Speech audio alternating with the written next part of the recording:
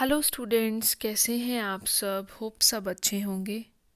तो स्टूडेंट्स, जैसा कि हमने अपनी प्रीवियस वीडियो के अंदर डेलीगेशन ऑफ अथॉरिटी को कवर किया है, इस वीडियो लेक्चर के अंदर हम अपना चैप्टर नंबर 10 स्टार्ट करेंगे। हमारा चैप्टर नंबर 10 टू पार्ट्स में आएगा, 2 वीडियोस आएंगे इस चैप्टर की। फर्स्ट वीडियो के अंदर, जो कि ये वाली करंट वीडियो है, इसके अंदर हम डिसेंट्रलाइजेशन को कवर करेंगे और इसी चैप्टर का जो सेकंड पार्ट आएगा उसके अंदर सेंट्रलाइजेशन को कवर करेंगे। इन दोनों वीडियोस के अंदर हमारा चैप्टर फुली कवर हो जाएगा। तो without wasting your much time, let us start with decentralization. तो डिसेंट्रलाइजेशन स्टूडेंट्स क्या होता है? डिसेंट्रलाइजेशन आपका एडवांस वर्जन है डेलीगेशन ऑफ अथॉरिटी का। डिसेंट्रलाइजेशन क्या है? Is an extended form of delegation, extended version है डेलीगेशन का। ठीक है। When a superior delegates to his subordinate the authority which is comparatively more than expected, it is known as decentralization. Decentralization के अंदर अगर कोई भी सुपीरियर अपने सबऑर्डिनेट को कोई भी आप कह लीजिए अथॉरिटी डेलीगेट करता है जो कि कंपैरेटिवली बहुत ज़्यादा है, मतलब मोर देन एक्सपेक्टेशन, तो उसे हम क्या बोलते हैं? डिसेंट्रलाइजेशन बोलते हैं। डेलीगेशन में क्या होता है? डेलीगेशन ऑफ अथॉरिटी और डिसेंट्रलाइजेशन में no doubt powers and responsibilities क्या होती हैं? ट्रांसफ़र होती हैं, बट उसमें जो दायरा है वो सीमित होता है डेलीगेशन में।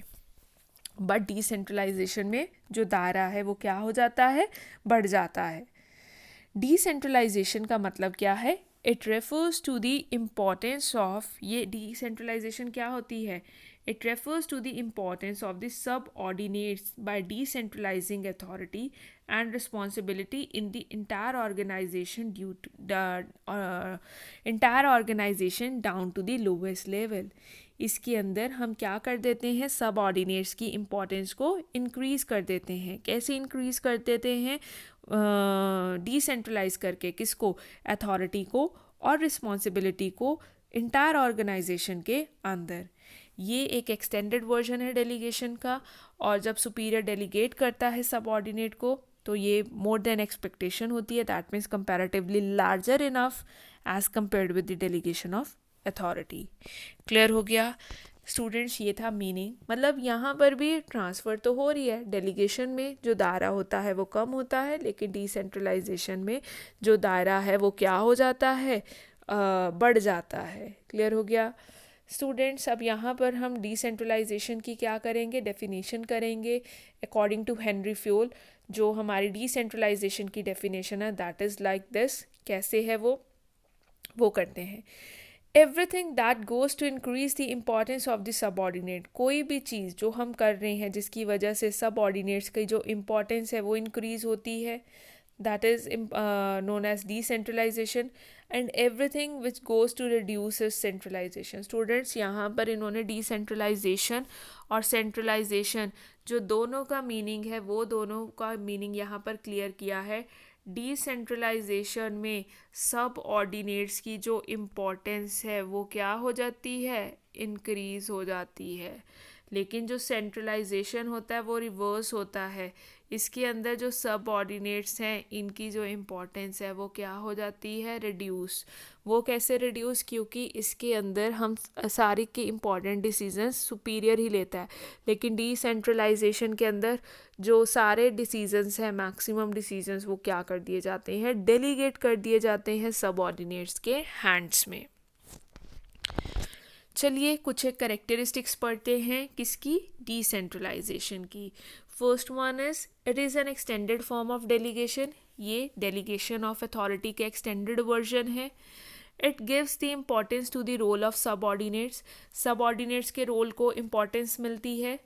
This is a process applicable to the entire organization, entire organization के ऊपर ये प्रोसेस क्या है? एप्लीकेबल है। इसकी वजह से जो मैनेजर्स हैं उनका जो वर्कलोड है वो क्या होता है? रिड्यूस होता है। Under it decisions are taken by those employees who implement them, और इसके अंदर वो डिसीजंस लिए जाते हैं। Under it the decisions are taken by those employees who implement them, और डिसीजंस कौन लेता है? वो एम्प्लॉयज़ लेते हैं जो इस चीज़ को क्या करते हैं, इम्प्लीमेंट करते हैं. Under it along with authority and responsibility is also transferred. Authority के साथ साथ जो रिस्पॉन्सिबिलिटी है वो भी क्या होती है, ट्रांसफ़र होती है. दैट मीन्स अकाउंटेबिलिटी भी यहाँ पर क्या होती है, ट्रांसफ़र होती है. कौन सी रिस्पॉन्सिबिलिटी? रिस्पॉन्सिबिलिटी 2. ठीक है, रिस्पॉन्सिबिलिटी 4 तो हो ही रही है, रिस्पॉन्सिबिलिटी 2 भी होती है इसके अंदर transfer. Next comes the indicators of decentralization. Students, indicators की बात की जाए, कौन कौन से ऐसे इंडिकेटर्स हैं या आप निशानियाँ कह लीजिए जिससे हमें पता लग जाएगा कि यहाँ पर क्या हो रहा है, डिसेंट्रलाइजेशन हो रहा है. जैसे कई बार एम्प्लॉयज़ को अपॉइंट करने की पावर जूनियर्स को दे दी. अथॉरिटी टू इंक्रीज़ दी पे को इंक्रीज़ करने का अधिकार कई बार होता है ना, जो मैनेजर्स हैं या सुपरवाइजर्स, इनको दे दिया जाता है. तो इसका मतलब हम यही मानेंगे ऐसा नहीं होता कि हाँ भी जो बॉस है वही किसी की पे इंक्रीज़ करेगा. नहीं, कई बार बॉस आगे फर्दर क्या कर देता है, डेलीगेट कर देता है कि आपको अगर लगता है ये कोई भी एम्प्लॉय अच्छा काम कर रहा है, उसकी पे वगैरह बढ़ानी है, तो आप अपने लेवल पे कर सकते हो. प्रमोशन की अथॉरिटी, अगर किसी सब ऑर्डिनेट मैनेजरियल लेवल के पर्सन के पास प्रमोशन की अथॉरिटी आ जाती है. Similarly authority to purchase goods and machines, आपने देखा होगा कि जैसे परचेज डिपार्टमेंट का जो मैनेजर है उसके पास कई बार अथॉरिटी होती है गुड्स को परचेज़ करने की, मशीन्स को. जो भी कई बार हायर अथॉरिटीज़ के पर्सन होते हैं वो कहेंगे कि हाँ भी तुमने टारगेट्स हमें अचीव करके देने हैं, तुमने हमें प्रॉफिट कमा के देना है, बाकी तुम जानो, तुम जो उनसी मर्जी मशीन परचेज़ करो, जो उनसे मर्जी गुड्स परचेज़ करो, वो हमारी सिरदर्दी नहीं है. तो हमें काम है प्रॉफिट से, बस तुम हमें प्रॉफिट इतना कमा कर दे दो. ठीक है, तो हम ये क्या है, डिसेंट्रलाइजेशन है. कई बार एक्सेप्टेंस ऑफ सेल्स ऑर्डर को एक्सेप्ट करने की पावर, या किसी भी जूनियर के अगर आपके पास ट्रैवल एक्सपेंसेस अप्रूव करने की पावर आ जाती है. तो ये सब इंडिकेटर्स हैं कि उस ऑर्गेनाइजेशन में क्या है, डिसेंट्रलाइजेशन है. स्टूडेंट्स, अब हम बात करेंगे किसकी, फैक्टर्स जो इन्फ्लुएंस करते हैं डिग्री ऑफ डिसेंट्रलाइजेशन को. सबसे पहले है साइज ऑफ द ऑर्गेनाइजेशन. जो साइज़ है किसी भी ऑर्गेनाइजेशन का, वो एक तरह का मेजर फैक्टर है. किस चीज़ का मेजर फैक्टर है, इन इन्फ्लुएंसिंग द डिसेंट्रलाइजेशन को इन्फ्लुएंस करने का. कैसे? जैसे देखिए, जो साइज़ है किसी भी ऑर्गेनाइजेशन का, वो किस चीज़ के ऊपर निर्भर करता है कि उस ऑर्गेनाइजेशन में सेल्स की क्वांटिटी किस लेवल पे है, एम्प्लॉयज़ का नंबर, कितनी नंबर ऑफ मशीन्स हैं. तो ये सब चीज़ें क्या करती हैं, उस ऑर्गेनाइजेशन के अंदर जो डिग्री ऑफ डिसेंट्रलाइजेशन है उसको क्या करती हैं, इन्फ्लुएंस करती हैं. हमें पता लग जाता है कि हाँ इतनी सेल्स, अच्छा तो ये इतनी बड़ी ऑर्गेनाइजेशन है, इतने एम्प्लॉयज़ हैं 1000, कितनी बड़ी ऑर्गेनाइजेशन है. तो हम इन चीज़ों के बेसिस पर किसी भी ऑर्गेनाइजेशन का साइज़ क्या करते हैं, डिटर्मिन करते हैं. The size of the organization depends upon the largeness of these factors, जो अभी मैंने आपको बात बताई. And last is the requirement of decentralization accordingly. वही है, जितनी बड़ी ऑर्गेनाइजेशन होगी आपको उतना डिसेंट्रलाइजेशन और डेलीगेशन करना पड़ेगा. क्योंकि अगर बड़ी ऑर्गेनाइजेशन में आप डिसेंट्रलाइजेशन नहीं करेंगे तो आपका कोई भी काम, कोई भी टारगेट अचीव नहीं हो पाएगा. Next comes the managerial outlook. जो हमारे डिसेंट्रलाइजेशन है वो हमारे जो ऑर्गेनाइजेशन का मैनेजरियल आउटलुक है, उसका मैनेजर का किस तरह का नज़रिया है, उस चीज़ के ऊपर भी निर्भर करता है. The extent of decentralization depends primarily on the outlook of the manager. If the manager happens to be autocratic by nature, they will prefer to keep most of their authority in their hands. In that case, there will be little decentralization. On the contrary, if they have the democratic outlook, the extent of decentralization will be more. वही है कि managerial outlook, अगर तो manager का outlook ऐसा है कि वो ऑटोक्रेटिक है, that means he want to take decisions himself, in that particular case वो डिसेंट्रलाइजेशन नहीं होने देगा. लेकिन अगर मैनेजर का या मैनेजमेंट का पर्सपेक्टिव या आउटलुक इस प्रकार का है, दैट मीन्स कि वो कैसा है, डेमोक्रेटिक है, तो वो क्या करेगा, फर्दर ऑर्गेनाइजेशन में डिसेंट्रलाइजेशन करवाएगा. Next comes the history of the organization. If the business of the organization has been on large scale, right from the very beginning, the extent of decentralization will be more. अगर आपका business organisation ऐसा है, large scale पे है, right from the very beginning, तो आपकी organisation में जो डिसेंट्रलाइजेशन होगी वो भी ज़्यादा होगी. हाउएवर अगर आपकी ऑर्गेनाइजेशन में आप कह लीजिए हिस्ट्री ऐसी रही है कि स्मॉल ही रहा है, तो उस केस में डिसेंट्रलाइजेशन कम होगी. मतलब कि साइज़ बहुत ज़्यादा निर्भर करता है डिसेंट्रलाइजेशन के ऊपर. Availability of competent subordinate. If competent and trained subordinates are available in the organization, the extent of decentralization will be more. उस केस में जो आपका decentralization का extent है वो क्या होगा, ज़्यादा होगा. क्योंकि competent employees आपको पता है सब अच्छे हैं, अच्छे से काम कर लेंगे, तो आप easily क्या कर दोगे, decentralization कर दोगे.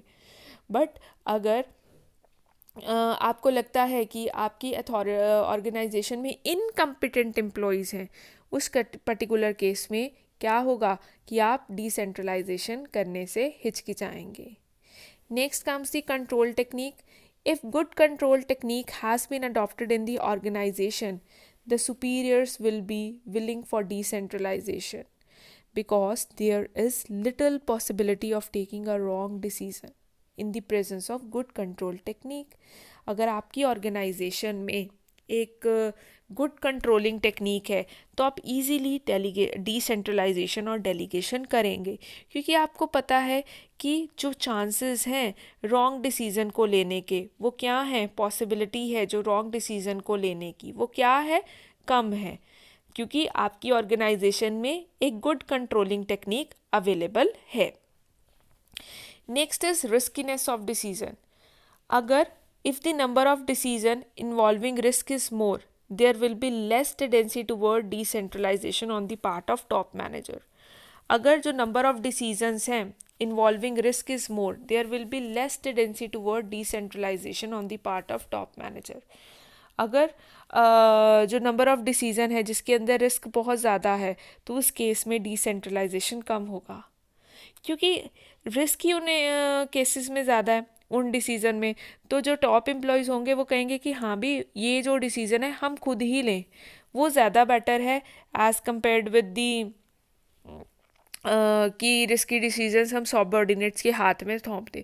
क्योंकि अगर उनके हाथ में हमने सौंप दिए तो वो क्या करेंगे, रिस्क भी इतना गलत ले लिए तो खामियाजा ऑर्गेनाइजेशन को भुगतना पड़ेगा. तो अगर तो डिसीजंस कैसे हैं, रिस्की हैं, तो उस पर्टिकुलर केस में अवॉइड की जाती है decentralization. Extent of diversification. There will be more decentralization in our organization which produces many products and whose business is extensive. उस ऑर्गेनाइजेशन में डिसेंट्रलाइजेशन ज़्यादा होगा जहाँ पर बहुत सारे प्रोडक्ट्स हैं, जहाँ पर बिज़नेस बहुत एक्सटेंसिव है. क्योंकि अगर वहाँ डेलीगेशन या डिसेंट्रलाइजेशन नहीं करेंगे तो आप कोई भी काम अच्छे से परफॉर्म नहीं कर पाएंगे. Next is government interference. अगर किसी भी ऑर्गेनाइजेशन में गवर्नमेंट की इंटरफेरेंस क्या है, बहुत ज़्यादा है, तो उस केस में डिसेंट्रलाइजेशन क्या हो जाएगा, रिड्यूस हो जाएगा. क्योंकि जो गवर्नमेंट की पॉलिसीज़ हैं वो बेटर और इजीली सेंट्रल लेवल पे या हायर अथॉरिटीज़ ही अच्छे से परफॉर्म कर सकती हैं, क्योंकि रिस्की होता है वो काम. Next is dynamic environment. Decentralization has greater importance in an enterprise where there is more uncertainty. जहाँ पर बहुत अनसर्टेनिटी है, बहुत ज़्यादा आप कह लीजिए कि डायनामिक इन्वायरमेंट है, उस पर्टिकुलर केस में डिसेंट्रलाइजेशन क्या है कि जो हैज़ अ ग्रेटर इम्पॉर्टेंस, जहाँ पर बहुत ज़्यादा इम्पॉर्टेंस इंक्रीज़ हो जाती है, जहाँ पर जो इन्वायरमेंट है वो कैसा है, अनसर्टेन है. Changing environment can be better faced by entire organization collectively. Students, यहाँ पर सिंपल टू से दैट, एक लाइन में अगर मैं इसका क्रक्स निकालूँ, इस पॉइंट का यही निकलता है, जहाँ पर इन्वायरमेंट डायनामिक है, अनसर्टेन है, वहाँ पर डिसेंट्रलाइजेशन ठीक रहती है. क्यों ठीक रहती है? क्योंकि डिसेंट्रलाइजेशन से ऑर्गेनाइजेशन में यूनिटी रहती है. जहाँ पर यूनिटी रहेगी वहाँ पर चेंजिंग इन्वायरमेंट को ईजीली फेस किया जा सकता है. जहाँ पर स्टेबल होगा वहाँ पर लेस डिसेंट्रलाइजेशन होगा. और last is need of uniformity of policy. The extent of decentralization also depends upon the importance given by the top managers to the uniformity of policies.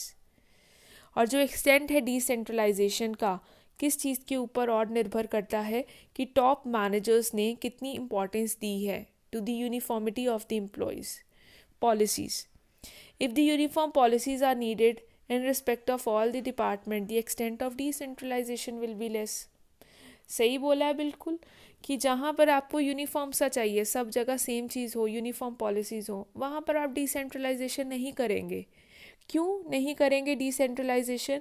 क्योंकि आपने अगर डिसेंट्रलाइजेशन कर दिया तो जो भी लोअर लेवल के तो डिसेंट्रलाइजेशन का मतलब क्या होता है कि आप अपने हिसाब से काम करो, आप अपने हिसाब से डिसीज़न लो, आप अपने हिसाब से पावर्स आपके पास हैं, उसके अकॉर्डिंगली डिसीजंस करो, उसके अकॉर्डिंगली काम करो. तो वहाँ पर यूनिफॉर्मिटी नहीं होगी जहाँ डिसेंट्रलाइजेशन होगा. बट अगर हायर अथॉरिटीज़ को ऑर्गेनाइजेशन के अंदर यूनिफॉर्मिटी लेकर आनी है, इन दैट पर्टिकुलर केस उन्हें डिसेंट्रलाइजेशन नहीं करना होगा. स्टूडेंट्स, ये कुछ एक फैक्टर्स थे, कुछ एक सिचुएशंस थी डिसेंट्रलाइजेशन के रिलेटेड. अब हम करेंगे प्रिंसिपल्स डिसेंट्रलाइजेशन के कि कौन से प्रिंसिपल्स को फॉलो किया जाए ताकि डिसेंट्रलाइजेशन को ऑर्गेनाइजेशन के अंदर अच्छे से इम्प्लीमेंट किया जा सके. कौन से ऐसे फैक्टर्स हैं जिनको फॉलो किया जाए डिसेंट्रलाइजेशन को इफ़ेक्टिव बनाने के लिए ऑर्गेनाइजेशन के अंदर. तो सबसे पहले है प्रिंसिपल ऑफ गुड डेलीगेशन. कुछ एक आपको मिलेंगे सेम जैसे अभी हमने उसमें करे थे डेलीगेशन में, क्योंकि दोनों काफ़ी हद तक सिमिलर हैं. बस क्या चेंज है कि बस इसका जो वर्जन होता है वो एक्सटेंड होता है as compared with delegation of authority से. तो सबसे पहले स्टूडेंट्स, अगर मैं प्रिंसिपल की बात करूँ वो है प्रिंसिपल ऑफ गुड डेलीगेशन. तो जो भी सक्सेस है डिसेंट्रलाइजेशन का, that is fully depends upon a good system of delegation. Successfully decentralization organization में तभी हो पाएगी अगर वहाँ पर एक अच्छा सिस्टम है डेलीगेशन का. So if the superiors in a concern do not use the art of decentralization properly and ignore its basic principle, the whole plan of decentralization will flop. अगर जो सुपीरियर हैं उस पर्टिकुलर कंसर्न के वो अच्छे से जो आर्ट है डिसेंट्रलाइजेशन की उसको अच्छे से परफॉर्म नहीं करते, अच्छे से यूज़ नहीं करते, उसके बेसिक प्रिंसिपल्स को इग्नोर करते हैं, तो जो पूरा प्लान है डिसेंट्रलाइजेशन का वो फ्लॉप हो जाएगा. तो एक अच्छी डेलीगेशन होनी चाहिए ऑर्गेनाइजेशन के अंदर, तभी हम डिसेंट्रलाइजेशन को इफ़ेक्टिवली फॉलो करवा पाएंगे. नेक्स्ट काम से principal of proper communication and coordination. The greatest problem for delegation raises its hand when all the units taking independent decisions start acting according to their sweet will by ignoring the top management. Next जो greatest problem है आप कह लीजिए जो decentralisation में आती है वो ये है कि जब सभी डिपार्टमेंट्स यूनिट्स अपने इंडिपेंडेंट डिसीजंस लेने स्टार्ट कर देते हैं अपनी विल के अकॉर्डिंगली, तो वो कई बार टॉप मैनेजमेंट को भूल जाते हैं. It is important to observe, यही है कि हमें प्रॉपर कम्युनिकेशन और कोऑर्डिनेशन ऑर्गेनाइजेशन में इस्टेब्लिश करना है. नो डाउट डिसेंट्रलाइजेशन के अंदर इंडिपेंडेंट लेवल पर डिसीजंस लिए जाते हैं, बट जहाँ पर सबऑर्डिनेट्स को प्रॉब्लम आ रही है तो उन्हें सुपीरियर्स की हेल्प लेनी चाहिए, सुपीरियर से कंसल्ट करना चाहिए. ये पॉइंट हमने डेलीगेशन ऑफ अथॉरिटी में भी पढ़ा था कि जब उनको लगे कि कंसल्ट करना चाहिए सुपीरियर्स को तो उन्हें करना चाहिए, जिसकी वजह से ऑर्गेनाइजेशन के अंदर एक proper communication and coordination level establish होगा. Next is principle of adequate control. Decentralization does not mean that superiors should keep themselves aloof after getting the authority of taking decision to the lower level managers and allowing them to function autocratically. Decentralization का ये मतलब नहीं है कि जो superiors हैं अपने आप को अलूफ कर लें. अलूफ का मतलब होता है केप्ट असाइड, बिल्कुल अलग हो जाए कि हाँ भाई हमने तो काम कर दिया, अब हमारा कोई काम नहीं है, सबऑर्डिनेट जाने और उनका काम जाने. नहीं, इस तरह का शकर आप कह लीजिए कि अलूफिंग बिहेवियर नहीं शो करना चाहिए. किनको? सुपीरियर्स को. उन्हें एक इफ़ेक्टिव कंट्रोल, एक इफ़ेक्टिव नज़र हमेशा बरकरार रखनी चाहिए ऑर्गेनाइजेशन के अंदर. Next is principle of centralized decentralization. Students, इसका मतलब क्या है कि centralization cannot be separated from centralization. दोबारा से मैं लाइन बोलती हूँ, ध्यान से सुनिए इस लाइन को। Decentralization cannot be separated from centralization, कि डिसेंट्रलाइजेशन को हम कभी भी सेंट्रलाइजेशन से अलग नहीं कर सकते। इसका मतलब क्या है? According to this principle, a central office should be established in the organization which can bind together the entire organization. It is only through this office that the policies and plans of various departments are formulated and coordination is established in their working. कभी भी decentralisation का, अगर चलो पहले मैं आपको simple भाषा में बताऊं इस पॉइंट का मतलब क्या है। इस पॉइंट का मतलब है कि हम सेंट्रलाइजेशन को अलग नहीं कर डिसेंट्रलाइजेशन को अलग नहीं कर सकते सेंट्रलाइजेशन से।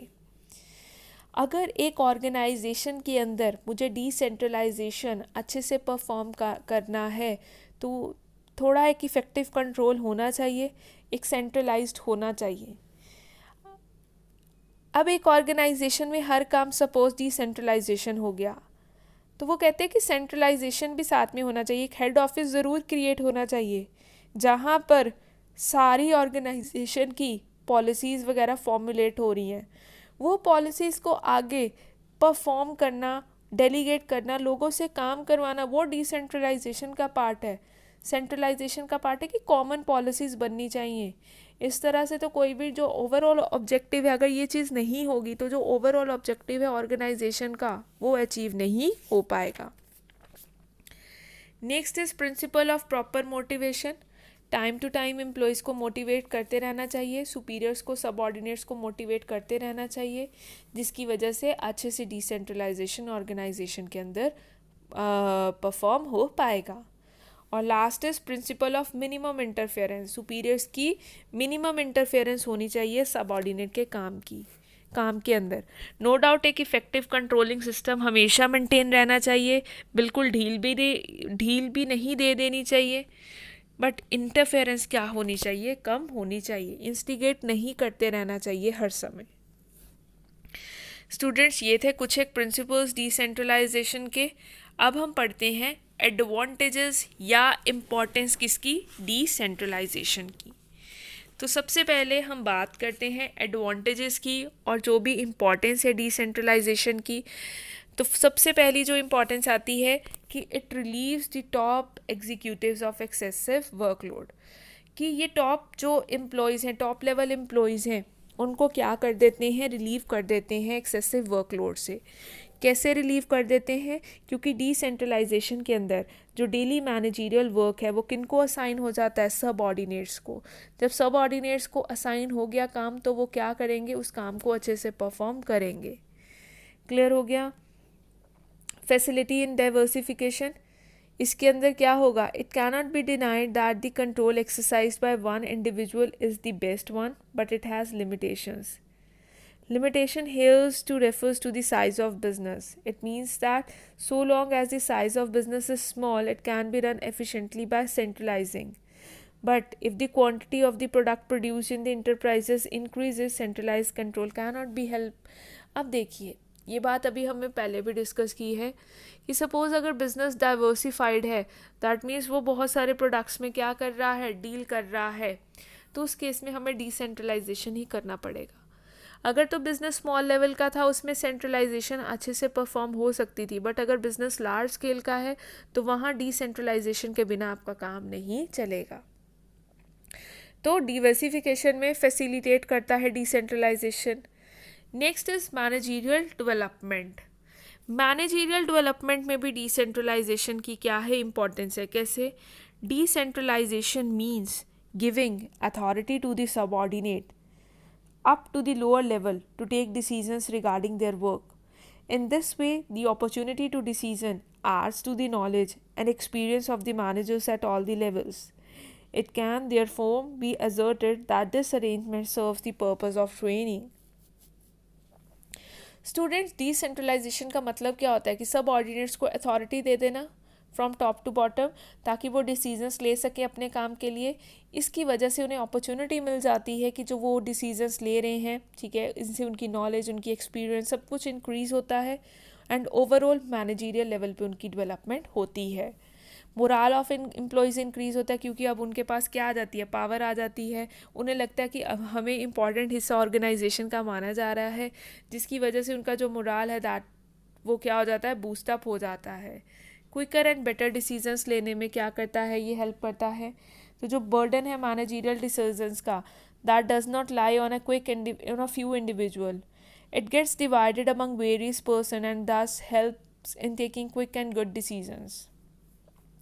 जो बर्डन है मैनेजरियल डिसीजंस का, वो जो है इट डज़ नॉट लाई। अब देखिए, कोई भी मैक्सिमम डिसीजंस अगर सेंट्रलाइजेशन होता तो जो मैक्सिमम डिसीजंस थे एक ही बंदा लेता, बट अब डिसेंट्रलाइजेशन अगर ऑर्गेनाइजेशन में हो गया तो जो डिसीजंस लेने की पावर है वो भी फर्दर क्या हो जाएगी, काफ़ी पर्सन्स के अंदर डिवाइड हो जाएगी। जब वो काफ़ी पर्सन्स के अंदर डिवाइड हो गई तो क्विक और बेटर डिसीजंस जल्दी, अब ये नहीं सोचना पड़ेगा कि हाँ भी नो डाउट उनसे कंसल्टेशन कर सकते हैं, बट उन अपने लेवल पे जो सबऑर्डिनेट्स हैं वो डिसीजंस ले पाएंगे। इसकी वजह से क्या हो पाएगा, इफ़ेक्टिव कंट्रोल इस्टेब्लिश होगा, इम्प्रूवमेंट होगी इंडस्ट्रियल रिलेशनशिप के अंदर।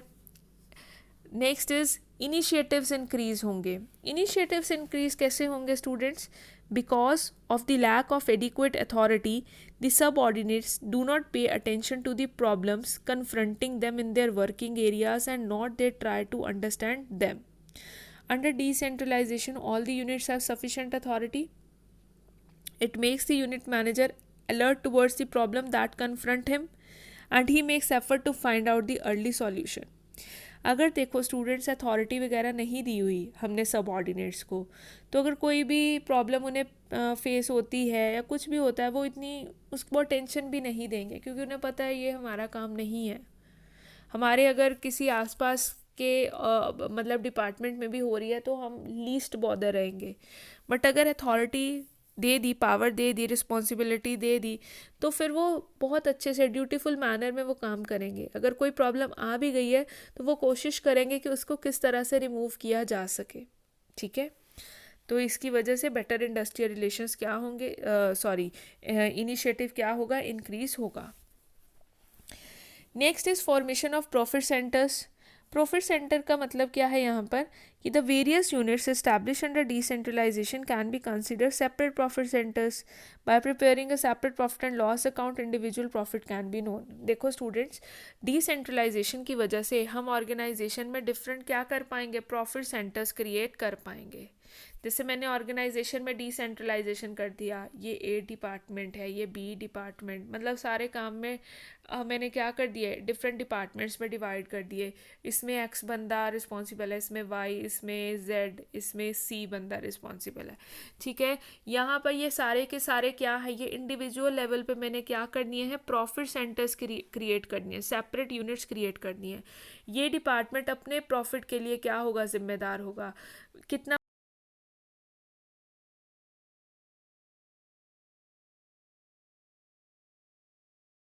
प्रॉफिट, कितना प्रॉफिट कमाया, डिफरेंट ये अपनी P&L profit and loss statements क्या करेंगे, प्रिपेयर करेंगे। यहाँ पर हमें इंडिविजुअल लेवल का जो प्रॉफिट है उसका भी पता लग जाएगा। क्लियर हो गया। तो ये था formation of profit centers. Next is reduces the problem of communication. Decentralization से अब ये सोचो कि किस तरह से जो प्रॉब्लम है कम्युनिकेशन की वो रिड्यूस होगी। तो चलिए देखते हैं। जैसे ही ऑर्गेनाइजेशन का एक्सपेंशन होता है, it leads to a difficulty in the collection of information necessary for taking decision. Business का जैसे ही एक्सपेंशन हुआ, वो क्या होती है, कोई भी इंफॉर्मेशन कलेक्ट करनी है उसके लिए हमें क्या हो जाती है, डिफ़िकल्टी हो जाती है। लेकिन अगर डिसेंट्रलाइजेशन होगा, the authority to take decision is given to those very people from where information has to be collected. In this way problem of communication is reduce. Students, बहुत अच्छी चीज़ है ये भी, देखो ध्यान से समझो इस पॉइंट को।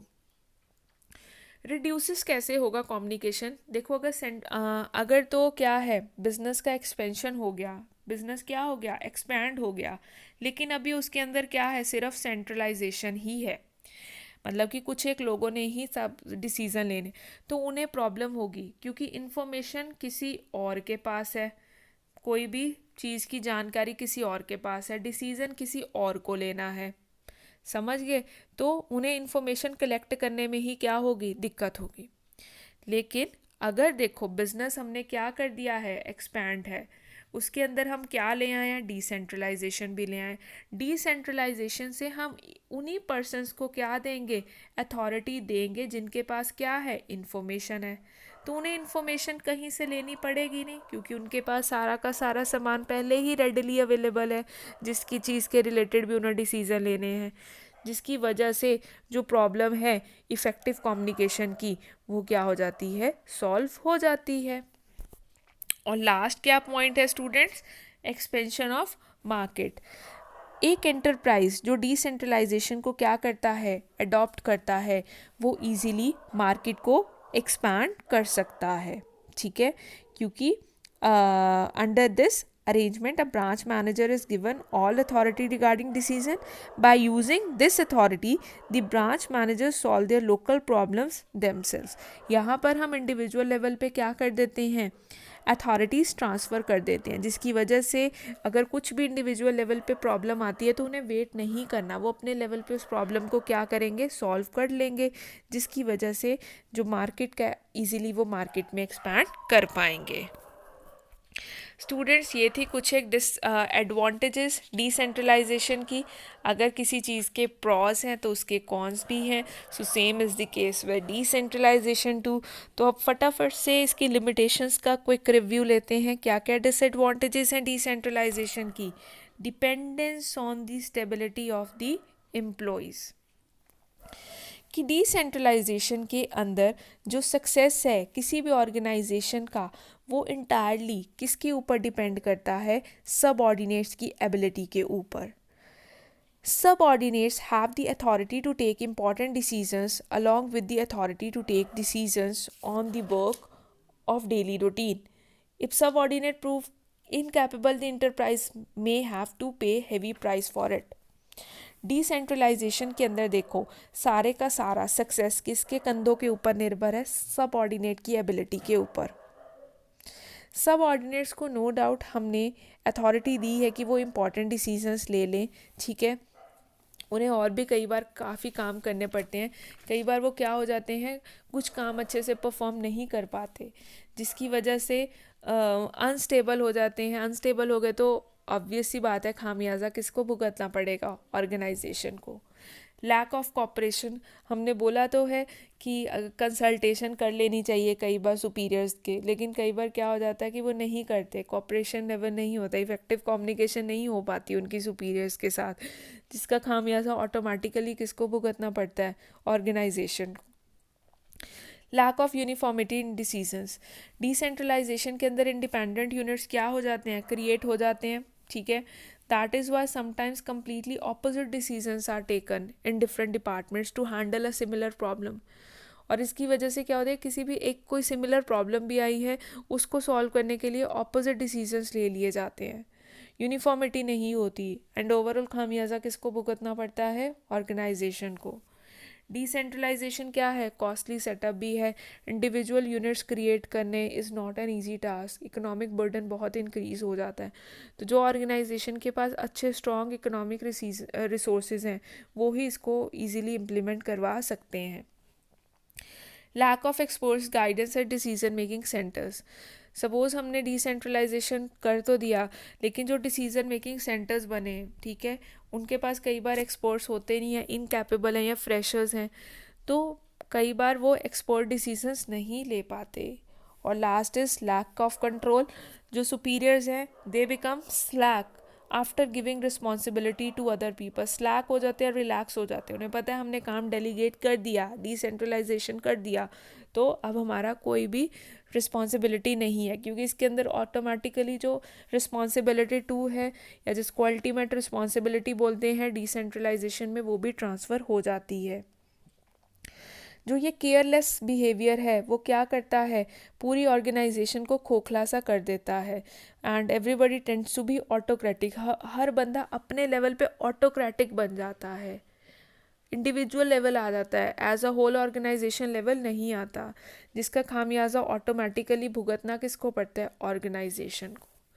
क्लियर स्टूडेंट्स, ये थे कुछ एक हमारे डिसएडवांटेजेस लिमिटेशंस डिसेंट्रलाइजेशन के। तो फटाफट से रिकॉल करते हैं हमने इस वीडियो के अंदर क्या क्या टॉपिक्स कवर किए। स्टूडेंट्स, ये वीडियो के अंदर हमने सबसे पहले जो डिसेंट्रलाइजेशन है उसका मीनिंग किया, उसकी डेफिनेशन की, कैरेक्टरिस्टिक्स किए डिसेंट्रलाइजेशन के। उसके बाद हमने इंडिकेटर्स के बारे में पढ़ा, कौन कौन से फैक्टर्स हैं जो या डिग्रीज हैं डिसेंट्रलाइजेशन की वो पढ़ी, डिसेंट्रलाइजेशन को इफ़ेक्टिव बनाने के क्या प्रिंसिपल्स हैं वो पढ़े, और लास्ट में एडवांटेजेस एंड डिसएडवांटेजेस करी। इसके साथ स्टूडेंट्स हमारा जो डिसेंट्रलाइजेशन पोर्शन है चैप्टर नंबर 10 का वो कवर होता है, और जो इसका सेकंड पोर्शन है सेंट्रलाइजेशन वो हम नेक्स्ट वीडियो के अंदर कवर करके इस चैप्टर को फुली वाइंड अप कर देंगे। तो स्टूडेंट्स, आज के लिए बस इतना ही, मिलते हैं अपनी नेक्स्ट वीडियो के अंदर।